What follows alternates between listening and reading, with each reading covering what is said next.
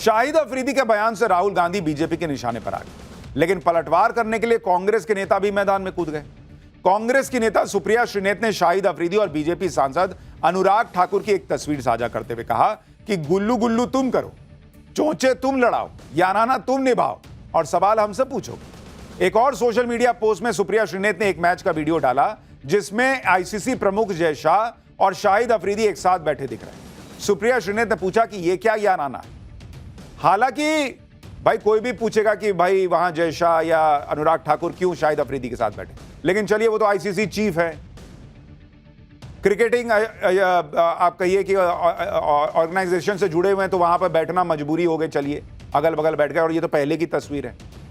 लेकिन सवाल यह है कि इतना तो याराना भी है अगर, तो भी शाहिद अफरीदी ने इनकी तारीफ नहीं की, तारीफ की राहुल गांधी की, जिसके साथ बैठ रहा है उसकी तारीफ नहीं कर रहा है। बीजेपी राहुल गांधी को लेकर सवाल इसलिए भी उठा रही है क्योंकि पाकिस्तान में कई बार राहुल गांधी की चर्चा हो चुकी है, कांग्रेस पार्टी की तारीफ हो चुकी है। इसके अलावा एंटी इंडिया खालिस्तानी एलिमेंट्स भी राहुल गांधी की तारीफ कर चुके हैं। साल 2024 में पाकिस्तान के पूर्व मंत्री फहाद चौधरी ने कहा था कि राहुल गांधी फायर मोड में। इसी तरह जब अमेरिका में राहुल गांधी ने मोदी राज में सिख समुदाय के हालात को लेकर बयान दिया था तो खालिस्तानी आतंकी गुरपतवंत सिंह पन्नू ने उनके बयान का समर्थन कर दिया था। पन्नू ने राहुल गांधी के बयान को बोल्ड स्टेटमेंट बता दिया था। इससे पहले भारत का मोस्ट वांटेड आतंकी हाफिज सईद भी कुछ साल पहले कांग्रेस की तारीफ कर चुका है। सुनिए हाफिज सईद ने कांग्रेस को लेकर क्या कहा था, फिर आपको बताता हूं कि नरेंद्र मोदी का खौफ पाकिस्तान में इतना घुसा हुआ है कि सिर्फ शाहिद अफरीदी नहीं, मसूद अजहर से जुड़े हुए लोग भी कैसे खून के आंसू रो रहे हैं। हाफिज सईद जैसे लोगों को भी, आतंकियों को भी कौन अच्छा दिख रहा है आप सुन रहे हैं। आप यह भी देखिए कि सिर्फ पाकिस्तान की सरकार या शाहिद अफरीदी जैसे क्रिकेटर ही नहीं बल्कि पाकिस्तान के आतंकी भी नरेंद्र मोदी के खौफ में जी रहे हैं। वो अभी भी ऑपरेशन सिंदूर की मार से उबरे नहीं है। ऑपरेशन सिंदूर के 4 महीने बाद जैश-ए-मोहम्मद के टॉप कमांडर मसूद इलियास कश्मीरी ने यह कबूल किया है कि 7 मई को भारत के हमले में आतंकी मसूद अजहर के परिवार के टुकड़े टुकड़े हो गए थे। पहली बार कैमरे पर जैश के टॉप कमांडर का यह कबूलनामा सुनिए। जैश का कमांडर बता रहा है कि मसूद अजहर का परिवार टुकड़े टुकड़े हो गया। आप देखिए कि पाकिस्तान में नरेंद्र मोदी ने आतंकियों का क्या हाल करके छोड़ा है। जैश के आतंकी इतने डरे हुए हैं कि मंच पर 3-4 बंदूकधारी उसको घेर के खड़े हैं। ये देखिए भाई, आतंकी अपने देश में सिक्योरिटी लेके घूम रहा है। ऐसा लग रहा है जैसे पाकिस्तान में आतंकियों को अपनी जान का डर सता रहा है। ऐसा लग रहा है कि पाकिस्तानी सेना की सिक्योरिटी भी इन आतंकियों को कम लग रही है। शायद इसको लग रहा होगा कि कहीं कोई अज्ञात हमलावर ना आके गोली मार के चला जाए। बॉडीगार्ड हायर करके घूम रहा है भाई जैश का कमांडर। पाकिस्तान के आतंकी हों या पाकिस्तान के क्रिकेटर हों या पाकिस्तान के नेता हों, सब भारत के नरेंद्र मोदी के खौफ में जी रहे हैं। नरेंद्र मोदी का ऐसा डर इसलिए है कि जब मोदी पाकिस्तान को फोड़ते हैं तो अमेरिका भी नहीं बचा पाता। और यह बात राहुल गांधी को सुननी चाहिए। खुद पाकिस्तान यह बात कबूल कर रहा है कि नरेंद्र मोदी किसी के प्रेशर में नहीं आते। ऑपरेशन सिंदूर को लेकर खुद पाकिस्तान ने डोनाल्ड ट्रंप के सीज फायर वाले दावे को झूठा बता दिया। एक चैनल को दिए इंटरव्यू में पाकिस्तान के विदेश मंत्री इशाक डार ने कहा कि ऑपरेशन सिंदूर के दौरान युद्ध विराम का प्रस्ताव अमेरिका के माध्यम से आया था, लेकिन भारत सहमत नहीं हुआ।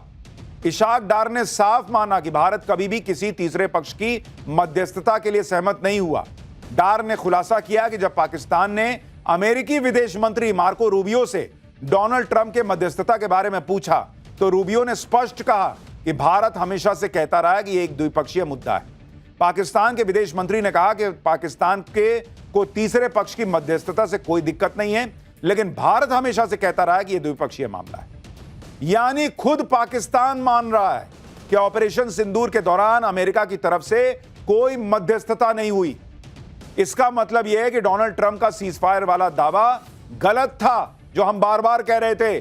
देश के प्रधानमंत्री ने संसद में कहा, लेकिन राहुल गांधी नरेंद्र सरेंडर करते रहे, नरेंद्र सरेंडर बोलते रहे। अब शाहिद अफरीदी तारीफ नहीं करेगा तो क्या करेगा। वैसे तो राहुल गांधी का नरेंद्र सरेंडर वाले दावे की हवा तभी निकल गई थी जब ट्रेड डील और टैरिफ के मुद्दे पर पीएम मोदी ने सख्त स्टैंड के आगे डोनाल्ड ट्रंप को ही यू टर्न लेने पर मजबूर कर दिया।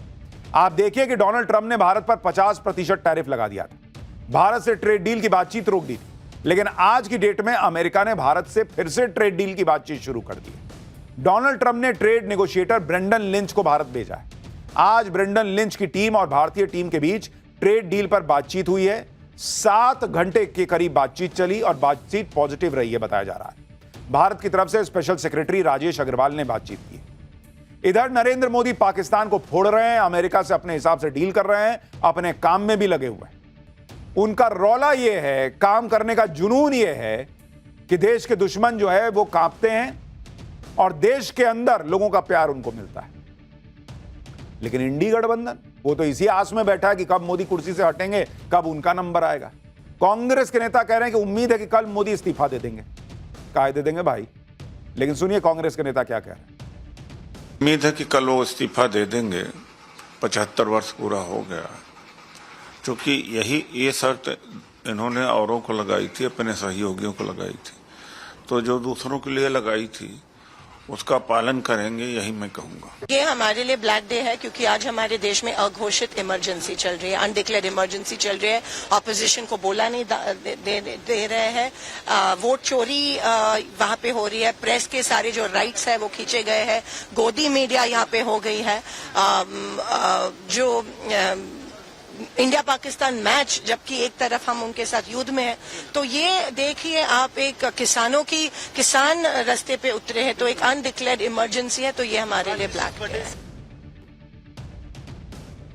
दरअसल इंडी गठबंधन 11 साल से सत्ता से दूर है, चुनाव में मोदी को हरा नहीं पाता और वो ये बात समझ गया है कि जब तक नरेंद्र मोदी कुर्सी पर बैठे हैं नंबर आना बड़ा मुश्किल काम है बॉस। इसलिए इंडी गठबंधन माहौल बना रहा है कि मोदी 75 साल के हो गए, अब उनको हट जाना चाहिए। अब नरेंद्र मोदी 75 के हो जाएं या 80 के हो जाएं, वो कब रिटायर होंगे ये बात या तो मोदी तय करेंगे, उनकी पार्टी तय करेगी या पब्लिक तय करेगी। ये क्या बात हुई भाई कि हम नहीं जीत पा रहे तो तुम रिटायर हो जाओ। अमित शाह तो पहले ही क्लियर कह चुके कि अभी तो नरेंद्र मोदी को लंबी पारी खेलनी है। इंडी गठबंधन का हिसाब यह है कि वो कह रहे हैं सचिन तेंदुलकर से कि हम आउट नहीं कर पा रहे तो तुम एक काम करो, रिटायर्ड हट होके चले जाओ। अरे काहे चले जाओ भाई। और अमित शाह कह रहे हैं भाई कि रिटायरमेंट का सवाल ही नहीं उठता, लेकिन फिर भी इंडी गठबंधन के नेता कह रहे हैं कि 75 साल हो गए तो अब नरेंद्र मोदी को जाना होगा। सुनिए एक बार। उनको बधाई दूंगा जन्मदिन की, और तुम जियो हजारों साल, साल के दिनों 50,000, ये भी कहूंगा मैं। और ये कहूंगा कि मोदी साहब 75 साल हो गए, अब तो आपको जाना पड़ेगा, क्योंकि आप ही ने रूल बनाया था, दुनिया देख रही है, भारतवर्ष देख रहा है पूरा। बड़े बड़े नेता जो देश में थे सबको आपने रिटायर कर दिया, सबको किनारे लगा दिया।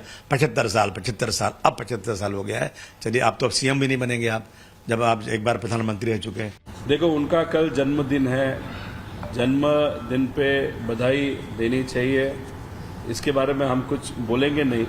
वोट चोरी तो हुआ है, ये हम सबको मालूम है। अभी दूसरी बात, हमको ये भी मालूम है कि कल प्रधानमंत्री साहब के जन्मदिन पे राहुल गांधी जी कोई हाइड्रोजन बॉम्ब इलेक्शन का वहां पे फोड़ने वाले हैं। आरएसएस ने स्ट्रिक्टली कहा था कि 75 एज लिमिट बहुत इंपॉर्टेंट है। 2 महीने बाद जो आरएसएस के प्रमुख है उन्होंने भी कहा 75 एज लिमिट ये पक्का नहीं है, ये स्ट्रिक्टली हम फॉलो नहीं करते।